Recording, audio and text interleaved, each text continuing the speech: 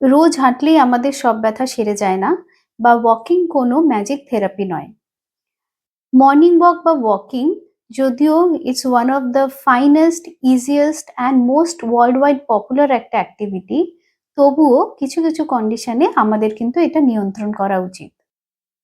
কোন কোন কন্ডিশনে আমাদের নিয়ন্ত্রণ করা উচিত? ধরে নিন আমাদের যদি হিপ জয়েন্টে আর্থ্রাইটিস থাকে, আমাদের অ্যাভাস্কুলার নেক্রোসিস থাকে, আমাদের অস্টিওআর্থ্রাইটিস থাকে, নি জয়েন্টে ব্যথা বা কোমরে ব্যথা থাকে, আমাদের যদি টেন্ডেন্সি থাকে যে আমরা পড়ে যাই বা হাঁটাচলা করতে গিয়ে নিজেদের ব্যালেন্স প্রবলেম থাকে, বা অ্যাঙ্কেল স্পার থাকে, পায়ের তলায় ব্যথা থাকে, হিল পেন থাকে, প্লান্টার ফ্যাসাইটিস হয়েছে, সেসব ক্ষেত্রে কিন্তু প্রথমে আমাদের চিকিৎসার মাধ্যমে এটাকে সারিয়ে নিতে হবে। তারপরে যদি দেখা যায় যে হেঁটে অসুখটা বাড়াবাড়ি হচ্ছে না, তবেই কিন্তু আমরা মর্নিং ওয়াক বা ওয়াকিংটা স্টার্ট করব। না হলে এই রোগের কিন্তু ব্যাপ্তি বৃদ্ধি পাবে। ফিজিওথেরাপির ভূমিকা কি হাঁটার ক্ষেত্রে? ফিজিওথেরাপিস্ট প্রথমে আপনাকে ভালোভাবে অ্যাসেস করবে। আপনার কোন পেশি দুর্বলতার জন্য বা কোন পেশি ওভারলোডেড আছে সেই জন্য আপনার সমস্যা হচ্ছে সেটা দেখবে।